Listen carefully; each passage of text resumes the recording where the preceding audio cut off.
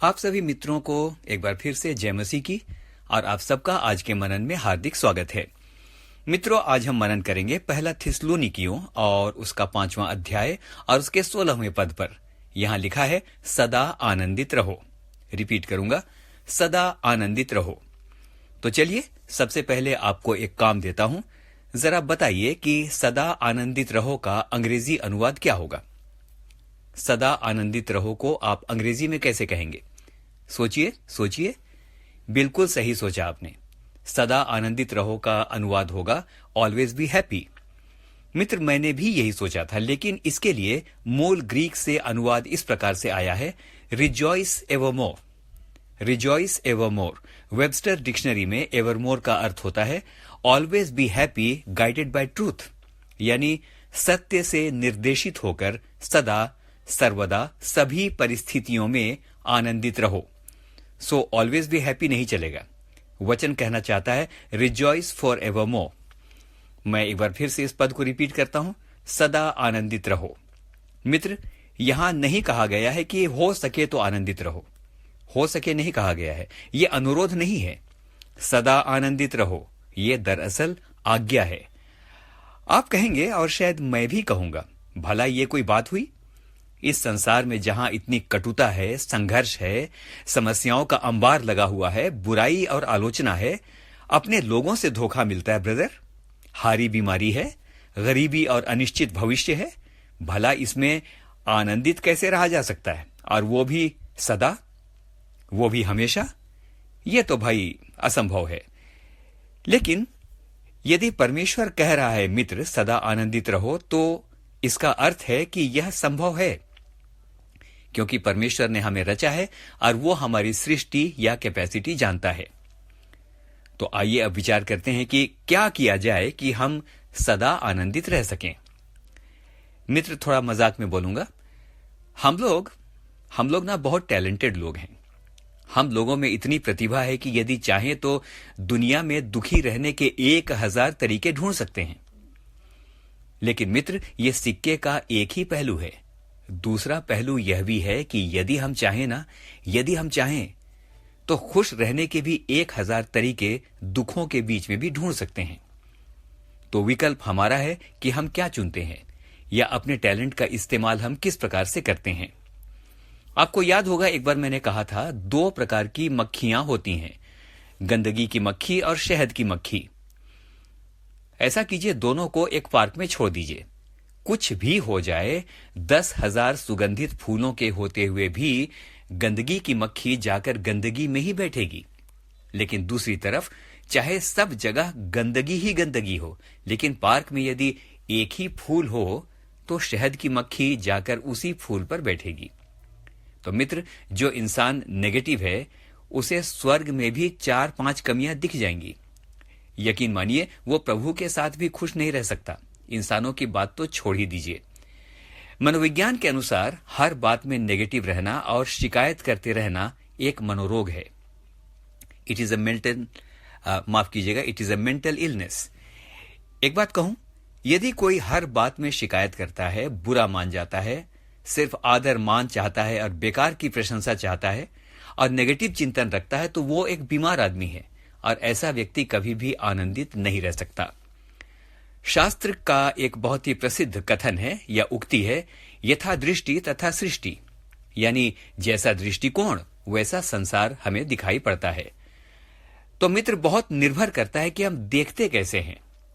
कहते हैं ना कि जिस रंग का चश्मा पहनते हैं सब कुछ उसी तरह दिखता है।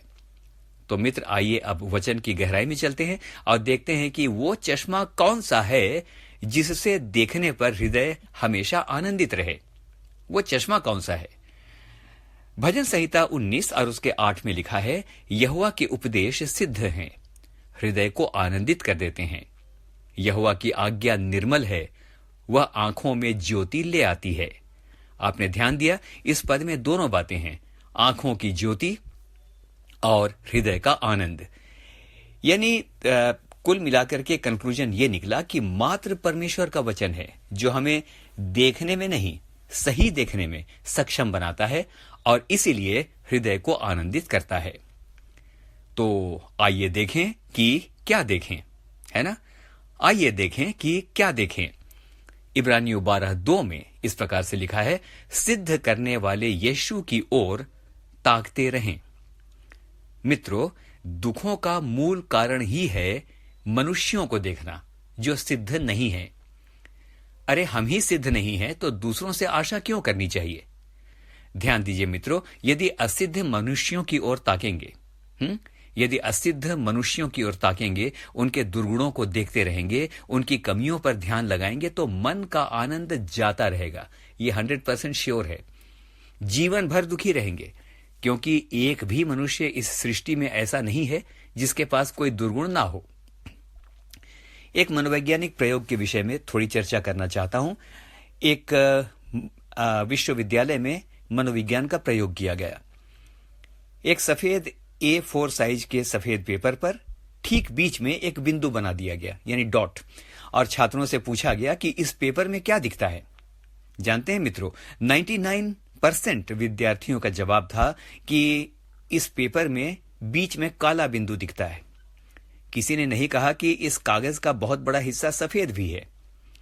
यानी मनुष्यों का स्वभाव धब्बों को देखना है। लेकिन मित्र, फर्ज कीजिए कि यदि परमेश्वर दिन भर हमारे धब्बों को ही देखता रहेगा तो क्या होगा? कोई जीवित ना बचेगा।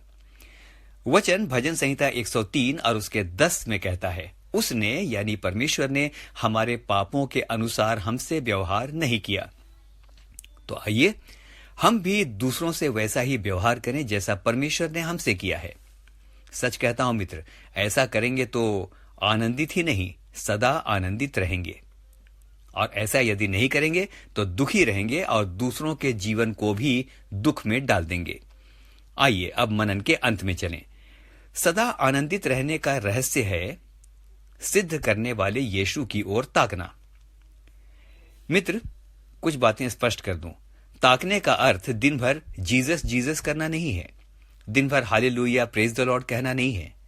दिन भर हे प्रभु कहना नहीं है, क्योंकि वचन कहता है बहुत से लोग जो मुझे हे प्रभु करते हैं या कहते हैं वो स्वर्ग के राज्य में प्रवेश नहीं करेंगे। तो मित्र, ताकने का अर्थ है उसके गुणों पर निरंतर मनन करना। ध्यान दीजिए, बहुत बड़ी बात कह रहा हूं, ध्यान दीजिए। जब हम किसी को मुग्ध होकर ताकते हैं या जब हम मुग्ध होकर किसी को ताकते हैं तो जुबान ज्यादा नहीं बोलती, हम खामोश हो जाते हैं और खामोशी में ही उसे निहारते रहते हैं। तो क्या होगा ताकने से? यदि यीशु की ओर ताकेंगे मित्र, तो ऐसा होगा कि यीशु के गुण हमारे अंदर अंकुरित होने लगेंगे। क्या होगा ताकने से? हम सीख जाएंगे कि क्षमा कैसे करना है। हम सीख जाएंगे कि कैसे गाली सुनकर भी गाली नहीं देना है। ताकने से हम सीख जाएंगे कि कैसे किसी को प्रेम नहीं लेकिन अपने समान प्रेम करना है। याद कीजिए, यीशु ने उस स्त्री को जो व्यभिचार में पकड़ी गई थी कहा, जा, मैं भी तुझ पर दोष नहीं लगाता। तो मित्र, यदि यीशु को निरंतर ताकेंगे तो हम सीख जाएंगे कि कैसे दोष नहीं लगाना है। आइए एक नई बात सीखें कि कैसे दोष नहीं लगाना है, क्योंकि दोष लगाना तो हम सब भली भांति सीख चुके हैं और जानते हैं।